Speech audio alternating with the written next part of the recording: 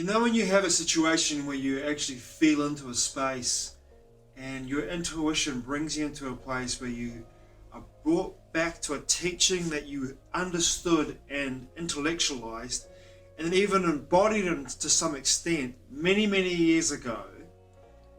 And when you have that intuitive urge to go back to that teaching again, look over it again with very new eyes because you've evolved and shifted, you've changed your perception, you've done your shadow work to an extent on some level to take you deeper into the experience of being conscious.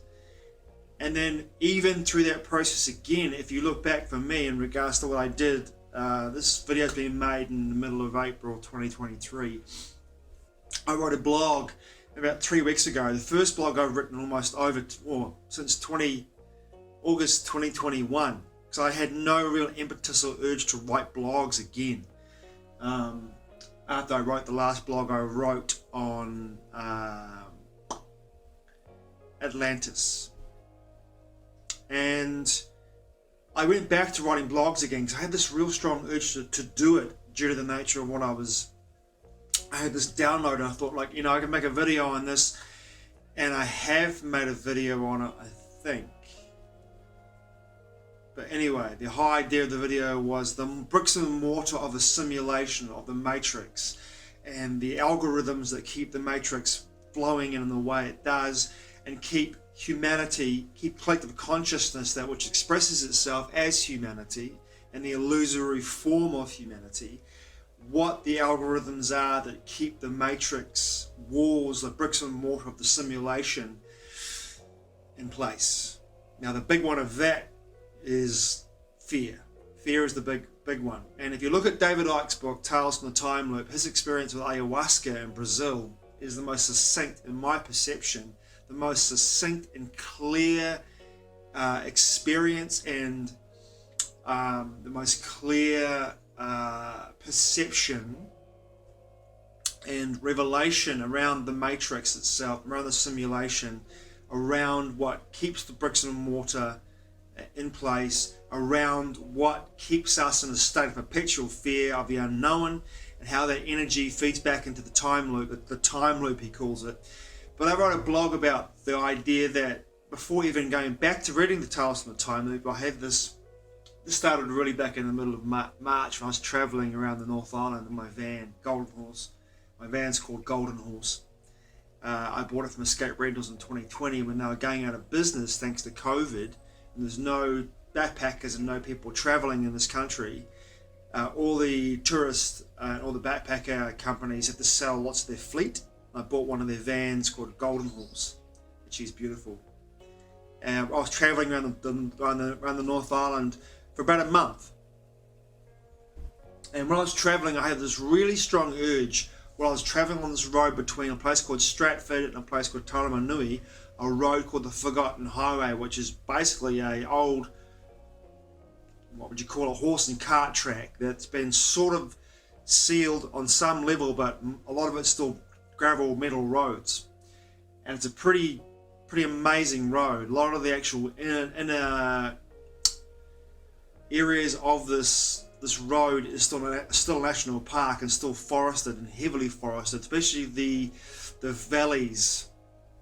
A lot of the valleys on this road are still in just old growth forest, beautiful old growth forest. As I was driving through there, I had this urge to listen to the audiobook of Eckhart Tolle's The Power of Now. And as I was listening to it, I had this realization that my resistance to what was happening to my life and what I was experiencing in the moment was causing me the suffering that I had experienced in 2021 and 2022. And it was that resistance to what was causing my suffering. And I had to just simply say yes to the moment. And it was like, fuck, a light bulb moment. And it's interesting, because I came back to Wellington and I began to go back to some information and some people I'd followed before on YouTube. And I don't follow them anymore. One of the people I followed was an astrologer, and I was really deeply looking at the machinations of the solar system. And within that solar system, the vibrational energies moving out of those machinations in astrology. But I had this moment a couple of weeks ago where I had this feeling in my moment-to-moment existence of not resisting what was, I had this download that astrology and all the machinations around astrology and all these psychic predictions and all these people that I'd gone to see for advice in regards to potential timeline futures, and what I was perceiving in my own study of events on a multidimensional level throughout our reality, and at least in the West anyway, perhaps not globally, they're all algorithms on some level that feed back into the time loop. And that when you go beyond those experiences, when you go beyond the need to adhere to those algorithms, when you go into deep presence, when you turn your attention back into your inner body, as Eckhart Tolle says, and you connect to that which you always are, your being state, which is source energy, the animating force, the consciousness that occupies the vehicle, and you feel it.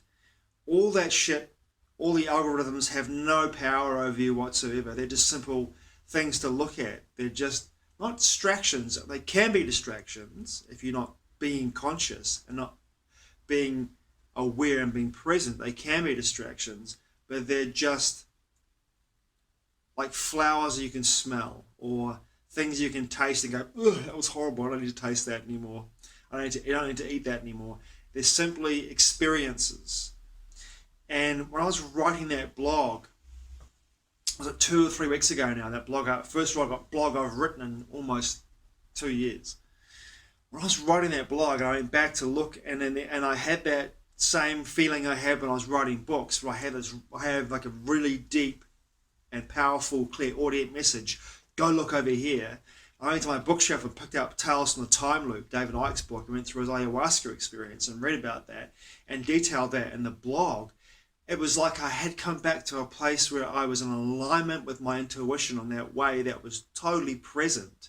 And in that moment, I got this massive revelation, because at the moment, at this time, there's no time, it's a construct, but in this moment, I had this opportunity to realize that what I was experiencing as I was moving through this energetic construct and going deeply into the understanding of what I was experiencing over the last 2 months since I got back from, or last few weeks really, since I got back from my road trip, was that I was taking in these codings, these energetic codings that were coming into my being by connecting to source energy, by going deeply into my own body.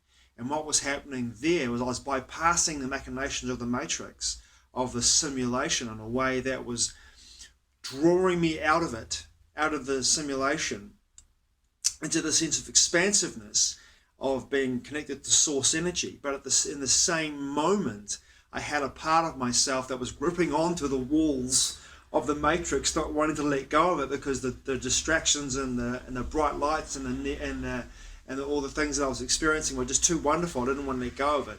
So my ego was clutching really tightly as my consciousness, my being, was surrendering to what is. It was a very strange dance. And I think we all experience it on some level. We all have this experience of this dance of you become consciously aware. You have this dance of the ego wanting to supplant the spirit.